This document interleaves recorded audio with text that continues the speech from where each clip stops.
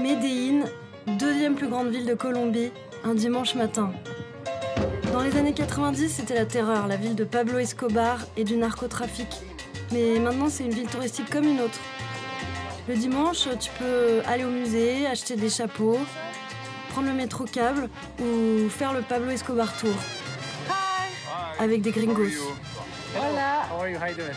Notre guide, c'est Mauricio.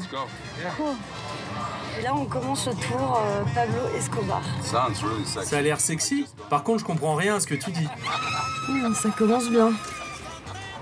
Première destination, un immeuble où Escobar a vécu avec sa famille. Vous pouvez éteindre les caméras avant d'entrer? Ah, ok. Pour rentrer dans l'immeuble, les caméras sont interdites. Nous filmons à l'iPhone. Posté à l'entrée, un policier exige 20 € pour nous laisser passer. Les gringos vont se sacrifier. Le gardien ouvre la grille et ben ils sont rentrés. C'est où? Mais ils m'ont pas attendu. Por donde hay que pasar? Merde, on est paumé. Bon, en gros, c'est un bâtiment abandonné de 8 étages. C'est la piscine? Oui, c'est la piscine.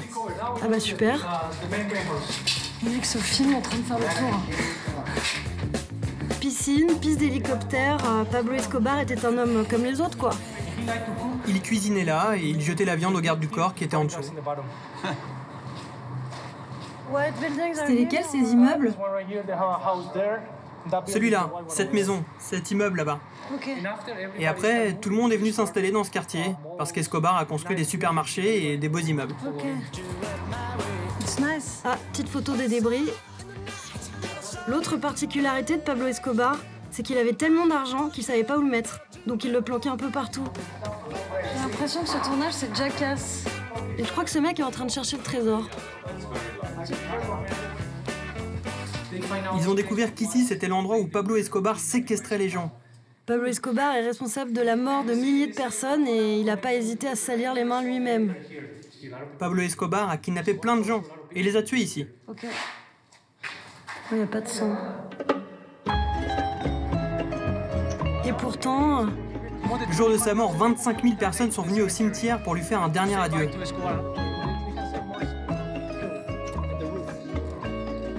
Margot, tu viens de shooter les fleurs de Pablo Escobar.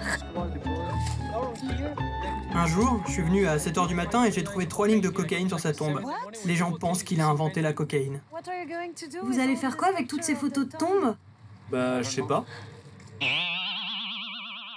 Au cimetière, on n'est pas les seuls. J'ai l'impression qu'il y a pas mal de gens qui viennent en pèlerinage sur la tombe de Pablo Escobar. Comment il a commencé? Escobar venait avec son cousin, Gustavo, dans des cimetières comme celui-là. Il volait les pierres tombales, il les nettoyait et il les revendait d'occasion. Ils ont commencé comme ça, en commettant des actes de délinquance. Puis il s'est mis à voler des voitures, à séquestrer des gens, et là, il s'est lancé dans le business de la cocaïne. Et quand est-ce qu'il a été millionnaire? À 22 ans, il était déjà millionnaire. Et ça te dérange pas, toi, de gagner de l'argent avec ce tour?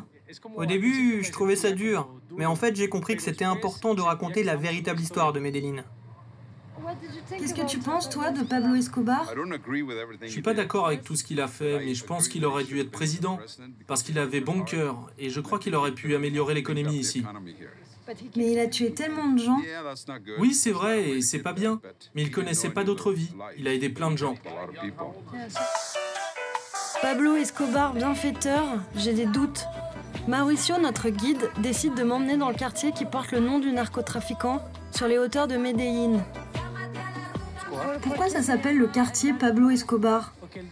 Parce qu'il a donné ce quartier aux gens pauvres de Medellín. Il a tout payé. Il a construit 800 maisons et acheté des terrains pour 5000 maisons.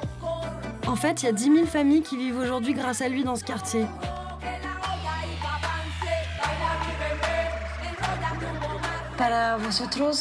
Pour vous, Pablo Escobar est quelqu'un de très important? C'était un homme très bon, extrêmement bon, un saint. Mais il a tué des gens quand même. Pour nous, il était totalement bon. On respecte les erreurs qu'il a pu commettre. Tellement bon que non seulement son portrait est partout, mais il est à égalité avec la Vierge. Gracias, Ubel. Bueno. Ciao. Pablo Escobar est une star en Colombie, à tel point que sa résidence principale est devenue un parc d'attractions. J'ai décidé d'aller voir ce que c'était et c'est Francis Cabrel qui m'y emmène.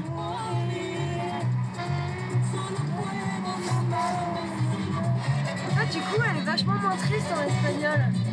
C'est jeté va mourir, mais il meurt pas du tout, quoi. Sur le trajet pour aller à la villa de Pablo, à 5 heures en voiture de Medellín, on a croisé une voiture qui roule avec le coffre ouvert, un camion qui a failli nous foncer dedans, un panneau avec un tapir ou un dinosaure. Il avait choisi cet endroit comme résidence principale parce que c'était difficile à trouver et pile au centre du pays. Lui, c'est notre nouveau guide et première surprise, il n'a pas le droit de prononcer le nom de Pablo Escobar. En Colombie, l'État ne veut plus rendre hommage à l'ancien propriétaire, ni parler de lui, mais montrer un autre visage de la région, les animaux, le zoo.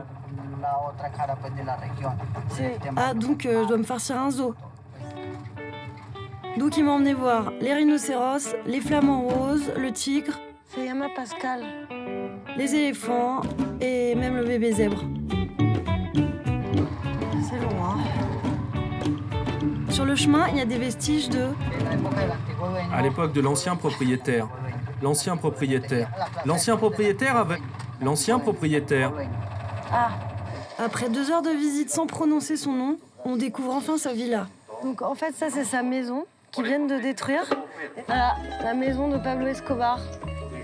Ben, ici, à mon avis, c'était la salle de bain. Salle de bain des filles, non, parce qu'elle est rose. Là, c'est les toilettes. Il y a encore le trou. À mon avis, là, c'était sa chambre. Voilà, le mec se fait le parc en slibard. Tranquillou, walou. Ça t'excite, ça, hein? Non, pas vraiment. Et clou du spectacle, on arrive enfin au musée où il y a des photos de lui en train de mourir et des enfants qui regardent. Encore une photo de cadavre, son cercueil. Il a été tué en 93 après 10 ans de traque par les services spéciaux de Colombie et des États-Unis réunis. À la fin de la visite, une pancarte rappelle le triomphe de l'État. Qu'est-ce que tu penses de Pablo Escobar? C'est un trafiquant. Il est gentil ou il est méchant? Très méchant. Les Colombiens, l'État, ils veulent effacer son idéologie. Mais ils ont commis beaucoup d'erreurs. Par exemple, en faisant des séries. Et c'est pour ça que des gens comme nous viennent visiter ces endroits. Ils veulent que tout disparaisse. Mais en fait, non. C'est un peu hypocrite. C'est hypocrite et contradictoire. Ouais, c'est surtout mercantile. En fait, ils utilisent son nom pour faire venir des touristes et l'État à qui appartient le parc gagne de l'argent.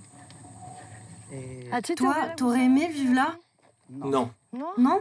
Mais c'est beau cet endroit. Oui, c'est beau, la vue et tout, mais non. C'était une époque de violence très dure. Et ça t'énerve pas, toi, de voir tous ces touristes avec le culte de Pablo Escobar? Non, je les respecte, c'est la décision de chacun. Ah.